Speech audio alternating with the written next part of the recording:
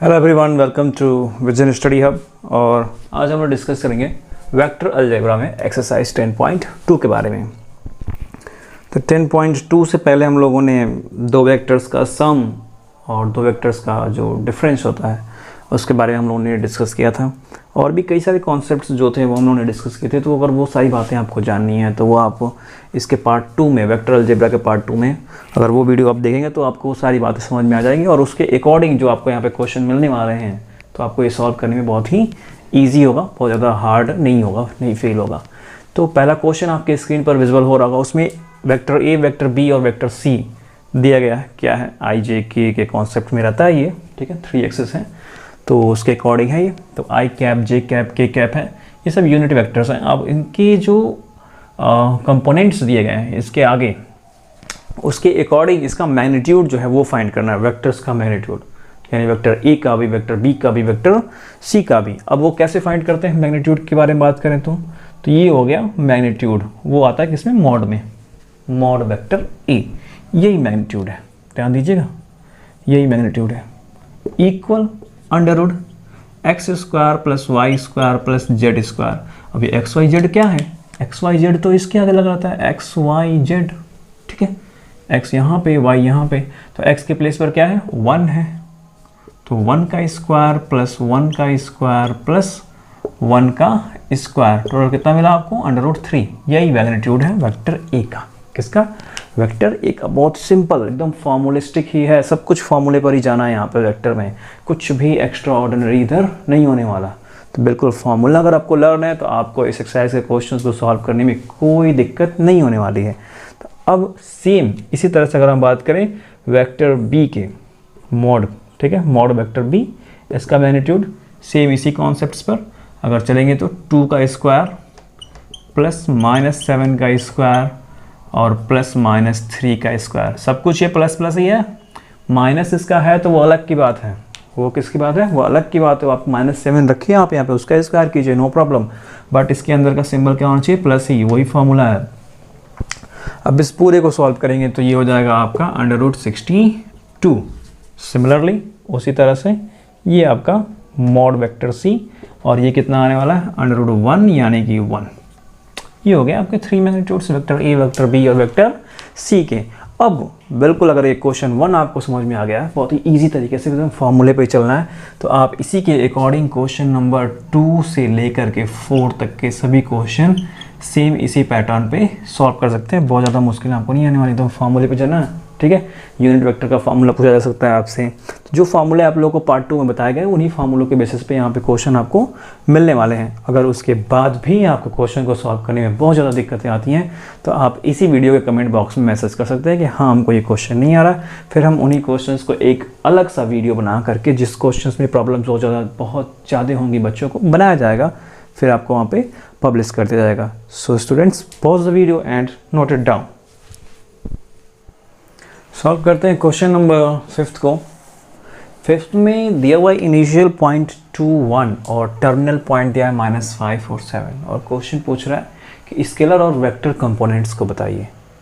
तो initial point को हम मान लेते हैं वेक्टर ए, ठीक है, मतलब कि ए पॉइंट मान लेते हैं इसको, पॉइंट ए, और टर्मिनल पॉइंट को बी।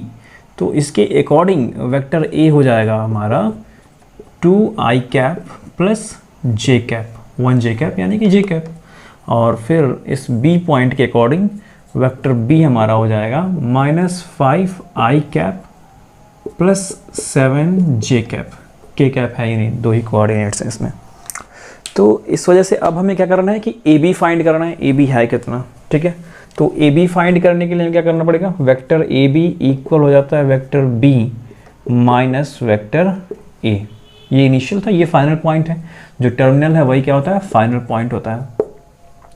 तो इस वजह से वेक्टर बी कितना है हमारा? -5i कैप प्लस 7 जे कैप, और माइनस करके 2i कैप और प्लस जे कैप।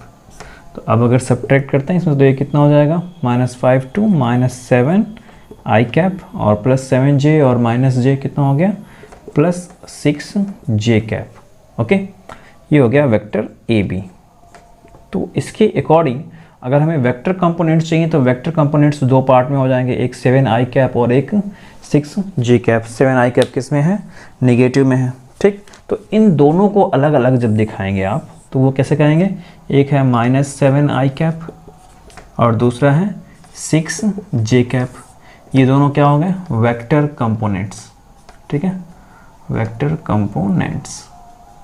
और फिर स्केलर की जब बात आती है तो स्केलर कंपोनेंट्स क्या हो जाएंगे, अब इसमें से आप वेक्टर वाली जो कंडीशंस हैं उसको हटा दीजिए, वेक्टर वाली कंडीशंस को रिमूव कर दीजिए। तो स्केलर कंपोनेंट्स आपके हो जाएंगे -7 and 6, -7 and 6, यहाँ का -7 यहाँ का 6, ये आपके स्केलर कंपोनेंट्स।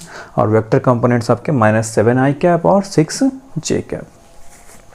तो अब इसी क्वेश्चन की तरह दो अलग अलग क्वेश्चन है बट है पैटर्न सेम ही है, फार्मूला आपको पता है, सम पता करना है और यूनिट पता करना है। क्वेश्चन नंबर 6 और 7 में, क्वेश्चन 6 and 7 में आपको सम और यूनिट वेक्टर पता करना है, तो वो भी सेम इसी पैटर्न्स पे सॉल्व होंगे। तो अगर आपको ये इस तरह की बातें, छोटी छोटी बातें आपको समझ में आ गई है तो आप उन क्वेश्चंस को भी सॉल्व कर लेंगे बहुत ही ईजिली तरीके से। सॉल्व करते हैं क्वेश्चन नंबर 8 को। 8 में P पॉइंट का कोऑर्डिनेट दिया हुआ है P 1 2 3 करके और Q का कोऑर्डिनेट दिया 4 5 6 और क्वेश्चन में ये है कि यूनिट वेक्टर बताइए। क्वेश्चन आपके स्क्रीन पर दिख ही रहा होगा कि यूनिट वेक्टर बताइए किसके डायरेक्शन में, PQ वेक्टर के डायरेक्शन में, यानी हमें PQ वेक्टर पता करना होगा। PQ वेक्टर क्या होता है ये आप जानते हैं बहुत ही अच्छे तरीके से, vector Q minus vector P, vector Q minus vector P, यानी हमें ये पता करना होगा, ये पूरी की पूरी चीज़। तब उसके बाद हम यूनिट वेक्टर पता कर पाएंगे। यूनिट वेक्टर का फार्मूला भी वही बता रहा हूँ मैं अभी आपको। पहले P वेक्टर क्या है और Q वेक्टर क्या है, इसके कोऑर्डिनेट के अकॉर्डिंग फाइंड कर लेते हैं P वेक्टर।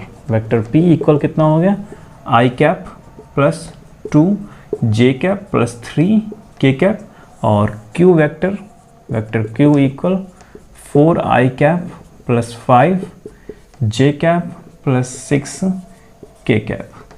अब हमें क्या जानना है, PQ वेक्टर, यानी कि Q vector minus P vector. अब ये चीज़ आप यहाँ पे पुट कर लीजिए। पुट करने के बाद आपको क्या मिलेगा, 3i cap plus 3j cap plus 3k cap. Calculate करने के बाद आपको यही मिलना है, ओके। PQ वेक्टर यानी Q vector minus P vector करने पर आपको ये मिलने वाला है। अब मेनली क्या करना है आपको कि PQ वेक्टर के डायरेक्शन में आपको यूनिट वेक्टर चाहिए ना, तो वो कितना हो जाएगा, PQ वेक्टर अपॉन मॉड में PQ वेक्टर। मैग्नीट्यूड से क्या करते हैं, जो पर्टिकुलरली PQ वेक्टर है उसको डिवाइड करते हैं। क्यों, क्योंकि यूनिट वेक्टर का मतलब ये होता है कि वेक्टर क्या होना चाहिए, यूनिट 1 होना चाहिए, उसकी यूनिट 1 आनी चाहिए, ताकि आप इस मैग्नीट्यूड से कैंसिल करें तो उसकी वैल्यू कितनी आए, 1 आए। अब हालांकि ये जितना है वो देखते हैं कितना आता है, ये मिला है हमको इतना। अब मैग्नीट्यूड कितना आ रहा है, PQ वेक्टर, PQ वेक्टर देख लेते हैं। PQ वेक्टर मॉड में तो कितना हो जाएगा, ये 3 का स्क्वायर प्लस 3 का स्क्वायर प्लस 3 का स्क्वायर, टोटल हो गया √27, यानी कि 3√3। तो जब आप यहाँ पे पुट करेंगे इसकी वैल्यू को तो PQ unit equal 3i cap plus 3j cap plus 3k cap upon 3√3, 3√3, यानी 3 से 3 सब में क्या हो जाना है, कैंसिल हो जाना है। तो मिलेगा आपको कितना, 1/√3i cap plus 1/√3j cap plus 1/√3k cap. यही आपका यूनिट वेक्टर है। ये क्या है, यूनिट वेक्टर, ये तो याद रखिएगा, इसी फार्मूले से ये मिलना है, ठीक है। PQ unit equal PQ vector upon PQ vector mod में, ये आपका मैग्नीट्यूड शो करता है, ये आपका पर्टिकुलर वेक्टर शो करता है।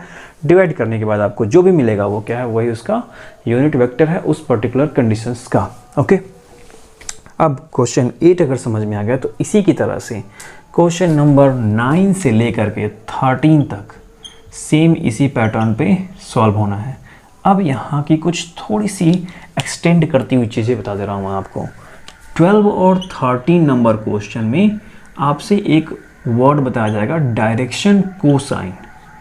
डायरेक्शन को साइन। ये डायरेक्शन को साइन क्या होता है ध्यान दीजिएगा, पर्टिकुलरली 12 और 13 में यही क्वेश्चन होगा।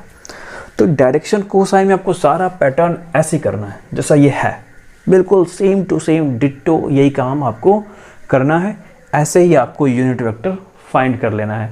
और डायरेक्शन को साइंस में आपके यहाँ पे जो कोऑर्डिनेट्स हैं यानी आई कैप, जे कैप, के कैप और इनके जो कंपोनेंट्स हैं, जो भी स्केलर कंपोनेंट्स, तो 1/√3, 1/√3 और 1/√3 यही डायरेक्शन को साइन होते हैं। ये क्या होते हैं? डायरेक्शन को साइन होते हैं। यहाँ पे अलग करके लिख दिया जाएगा 1/√3, 1/√3, 1/√3। एक एक्स्ट्रा चीज़ यही काम करना है 12 और 13 में। आप उसका नाम सुनेंगे तो हो सकता है आपको प्रॉब्लम हो कि अरे ये क्या होता है ये डायरेक्शन कोसाइन। तो इतना हार्ड नहीं है, आपको बिल्कुल इसी तरह से जाना है, इसी तरह से सॉल्व करना है और एट द एंडिंग आपको यूनिट वेक्टर मिलेगा और यूनिट वेक्टर से ही आप पिक आउट करके बताएंगे इनके स्केलर कंपोनेंट्स को, यही आपके डायरेक्शन कोसाइन हैं। ये मैं पिछले वीडियोस में भी बता चुका हूँ और यहाँ भी आपको एज ए क्वेश्चन अगर मिलेगा तो आपको ऐसे ही सॉल्व करना होगा। इसलिए मैंने कहा कि 9 to 13 आपको सेम इसी पैटर्न पे सॉल्व करना है। So students, pause the video and note it down. Number 14 आपके स्क्रीन पर विजिबल हो रहा होगा, दिख रहा होगा। इसमें दिया हुआ है कि आई कैप प्लस जे कैप प्लस के कैप ये इक्वली इंक्लिन्ड है। इक्वली क्या है? इंक्लिन्ड है। किस पर? ओ एक्स, ओ वाई और ओ जेड पर, जो एक्सिस है, जो एक्सिस होते हैं 3D के अकॉर्डिंग। पिक्चर आपको मैंने जब एक्सप्लेन किया जा रहा था उसके टॉपिक्स थियरीज को तो मैंने आपको दिखाया था, एक्स एक्सिस, वाई एक्सिस और जेड एक्सिस बनता है उसमें। तो इक्वली इंक्लिन्ड क्या है? इक्वली इंक्लिन्ड बहुत ही इंपॉर्टेंट क्वेश्चन है। इक्वली इंक्लिन्ड क्या है? इक्वली इंक्लिन्ड का मतलब कि बटा हुआ है, बटा हुआ इक्वल पार्ट में। कैसे हम बताएंगे, कैसे शो करेंगे? की पॉइंट्स क्या है? मोस्टली जो वर्बली की पॉइंट्स होता है वो क्या है, कैसे आप बताएंगे? तो ये बातें मैंने आपको बताई थी कि वेक्टर का यूजेस कैसे होता है, क्यों होता है रियल लाइफ में, वो एक फैक्टर आप यहाँ पे देख रहे हैं as a question, as a question. तो यहाँ की कंडीशन के अकॉर्डिंग अगर ये जो इनका ओरिजिन है, जो इनका सेंटर है, जहाँ से ये तीनों रेज स्टार्ट करती हैं एक्सिस के according, x axis, y axis और जेड एक्सिस, वहाँ से इनका अगर एंगल इक्वल मिले तो ये क्या है? इक्वली इंक्लिन्ड है, इक्वल पार्ट में बटे हुए, इक्वल तरह से जा रहे हैं। और वो कैसे मिलेगा? कोसाइन से। किससे मिलेगा? कोसाइन से, क्योंकि हमें डायरेक्शन भी तो देखनी है, डायरेक्शन भी देखनी है ना। तो डायरेक्शन कोसाइन एक वर्ड अभी मैं यूज कर रहा था पिछले वाले क्वेश्चंस के लिए, 12 और 13 के लिए भी। तो डायरेक्शन कोसाइन अगर हमको इक्वल मिल जाए, यानी कि कॉस थीटा मिल जाए तो क्या है? तो हम कह सकते हैं ये इक्वली इंक्लिन्ड है। और डायरेक्शन कोसाइन कैसे मिलेगा? डायरेक्शन कोसाइन अभी इसके बारे में बता रहा था मैं कि आपको यूनिट वेक्टर पता करना होगा, राइट? पता करते हैं यूनिट वेक्टर, इसे हम नॉमिनेट करते हैं कि ये हमारा क्या है? वेक्टर ए है। ओके, तो वेक्टर ए तो हमको ये मिल गया, बड़ी अच्छी बात। अब इसका जरा मैग्नीट्यूड पता कर लेते हैं, यानी कि मॉड वेक्टर ए। ये क्या है आपका? मैग्नीट्यूड इस पर्टिकुलर वेक्टर का। तो 1 1 1 ही है ये, तो 1 का स्क्वायर प्लस 1 का स्क्वायर प्लस 1 का स्क्वायर, टोटल हो गया ये √3। तो ए यूनिट कितना हो गया? वेक्टर ए अपॉन मॉड में वेक्टर ए, तो ये कितना है? आई कैप प्लस जे कैप प्लस के कैप अपॉन √3, यानी कि 1/√3 आई कैप प्लस 1/√3 जे कैप प्लस 1/√3 के कैप। यानी इनके डायरेक्शन कोसाइंस कौन हो गए? 1/√3 आई के लिए भी, 1/√3 जे के लिए भी, 1/√3 के लिए भी। सो दैट cos θ1 इक्वल 1/√3, फिर cos θ2 इक्वल 1/√3, फिर cos θ3 इक्वल 1/√3। आप यहाँ से भी कह सकते हैं कि इनके डायरेक्शन कोसाइंस इक्वल हैं, दैट्स वाई ये इक्वली इंक्लिन्ड है ओ एक्स, ओ वाई और ओ जेड पर। या एक स्टेप आप और आगे बढ़ा सकते हैं कि θ1 equal cos inverse 1/√3। Now similarly θ2 equal cos inverse 1/√3 again theta 3 equal cos inverse 1/√3। और अब आपको क्या मिला, theta 1 equal theta 2 equal theta 3। इसका मतलब क्या है कि ये इक्वली इंक्लिन्ड हैं, इक्वली इंक्लिन्ड हैं किस पर, ओ एक्स ओ वाई और ओ जेड पर। ओ एक्स ओ वाई और ओ जेड पर क्या है, इक्वली ये इंक्लिन्ड हैं। ये फैक्टर आप यहाँ पे दिखा सकते हैं। आप चाहें तो यहाँ से भी दिखा सकते हैं, cos theta 1 equal cos theta 2 equal cos theta 3, और कह सकते हैं कि इनके डायरेक्शन कोसाइंस क्या है, इक्वल हैं, दैट्स वाई ये इक्वली इंक्लिन्ड है। बहुत ही नॉर्मल सी बात है कि हमको पहले की पॉइंट सर्च करना है, की पॉइंट के बाद की बातें हम कैसे लाएंगे ये हमें सोचना है।